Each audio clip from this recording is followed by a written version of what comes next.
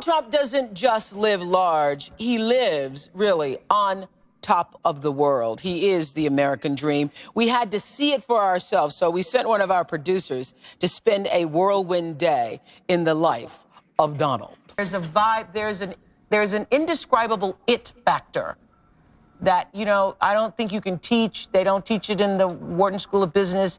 It's not something you can even learn. There's just an it. Wouldn't you say, Donald? That's true, folks. And I will tell you, I went to the Wharton School of Finance, and I will say that I am sitting next to it. There is nobody ever.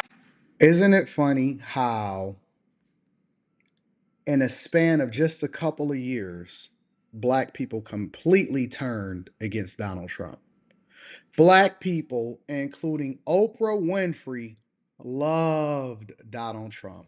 We know that, for example, Oprah Winfrey has neglected to and refused on a regular basis, and justifiably, because she should be able to do whatever it is she want to do with her own show, has refused to have rappers, for example, and certain entertainers even participate on her platform at all. That is just the reality. Ice Cube and different people have voiced the fact or their displeasure, and several different artists have voiced their displeasure about the support within the community. And then also, along with that, black women started to turn against Oprah in her most recent years, and they started to villainize her. Then she comes out for the Democratic National Convention, and all of a sudden, because her tone changed and her rhetoric changed based off of aligning with identity politics and falling in line, now you're starting to see the fakeness, not only in people within a culture, but also on top of that, you see the fakeness in women in general, because all of a sudden they've been best friends multiple different times. Fat Oprah, skinny Oprah, whack hair Oprah, Harpo Oprah. They've been best friends since the beginning of time. Talk show, holding each other down. You see, she was down weight, and she got back up in weight. Skinny Oprah. Don't matter what the Oprah was. Mike Tyson, everybody, all of these people adored Donald Trump, and he was largely considered a part of the in crowd until he actually, and it's funny because you'll see in some of these clips that he talked about running for president, but then when he actually ran for president, the establishment turned against him. And this is why I got trust issues, bro. Ever. That has had it. If you did run for president, you believe you'd win? Well, I don't know. I think I'd win. I tell you what, I wouldn't go in to lose. I've never gone in to lose in my life. And if I did decide to do it, I think I'd be inclined, I would say that I would have a hell of a chance of winning, because I think people, I don't know how your audience feels, but I think people are tired of seeing the United States ripped off. And I can't promise you everything, but I can tell you one thing, this country would make one hell of a lot of money from those people that for 25 years have taken advantage. It wouldn't be the way it's been. Do you have a vice presidential candidate in mind? Well, I really haven't gotten quite there yet. It's just Oprah, I love Oprah. Oprah would always be my first choice. Isn't it funny? Then they will say that he's always hated black people.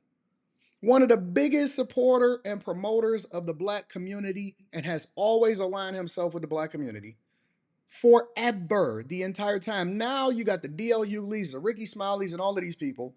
He probably did more to help promote certain people within the black community than a lot of these people that's a part of the boule all of a sudden. Now, because listen, the one thing that we can say about Donald Trump is he's always been the same, regardless. He's been the same the entire time. He has not switched up. He has always talked about running for president. He's always talked about how he supported black people, always talked about how the United States of America was getting ripped off, always talked about how it is that we need to get harder on foreign countries that's taking advantage of the United States or whatever, always talked about how the establishment, his rhetoric, his tone, the way that he speaks, the mindset behind what it is that he's doing and why he's doing it has never changed, ever.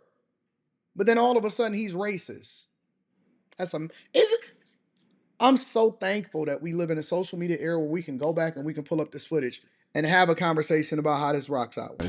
Oprah, your competitor, right? Oprah's a competitor. You know what? No I'll tell you, she's really a great woman, though. She is a terrific woman. She's somebody that's very special. I have not even thought about it.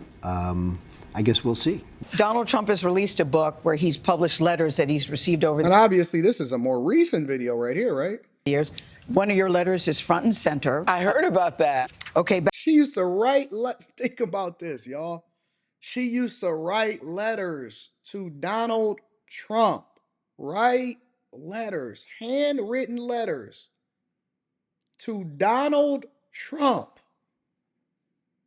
And then at the Democratic National Convention, been friends with this dude for decades. And then at the Democratic National Convention, the switch up. Did a whole speech talking about him. Jesus Christ. back in 2000, you wrote him, "Too bad we're not running for office. What a team." I'm going to just sit there right there. Because I want to make sure that we all on the same page and we not missing anything. But I'm going to just sit this right here for the people in the back so that we not missing nothing. We not missing nothing? Okay, let's continue. I think he'd written a book and said that he wanted me to be his running mate. If he decided to run. If he decided to run. And when I heard that this letter is now going to be a part of a book, I thought, oh, wasn't that nice of me to write a note? That's what I thought. Because I'm always... See the switch up? Y'all see the switch up? Wasn't that nice of me to write a note? No, you said y'all wanted to make a hell of a team. He's like, oh, I should write a note. The person did this, or I should write a note. So I'm really happy that I wrote a note. It just shows you have good manners, but you're not thinking now I just got good manners. Donald Trump would be a team. No. You weren't thinking it I then, might have you're thought saying. it back then. I might have thought it You said it, you thought it, you wrote it, own it. 23 years ago. Yes. Are you Ain't thinking that the name of your brand, own? that today? No, I'm not thinking. Okay. You want to clear that up, right? Okay. I feel that a lot of things are on the line, a lot of things are at stake. The freedoms that I have enjoyed, the successes that I have enjoyed, I feel that they're on the line and at stake in this moment. And I think there's the bottom line for me is that decency and respect are on the ballot. But we are beyond ridiculous tweets and lies and foolery. These are complicated times, people, and they require adult conversation. You know this is true, that decency and respect are on the ballot in 2024. It's amazing how that switch up, ain't it? They used to be friends. They used to rock out with each other. They used to be on the couch together, talking, having decent conversations.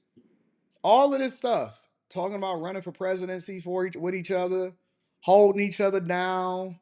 All of this stuff used to be absolutely front and center, and black people loved it. White women loved it.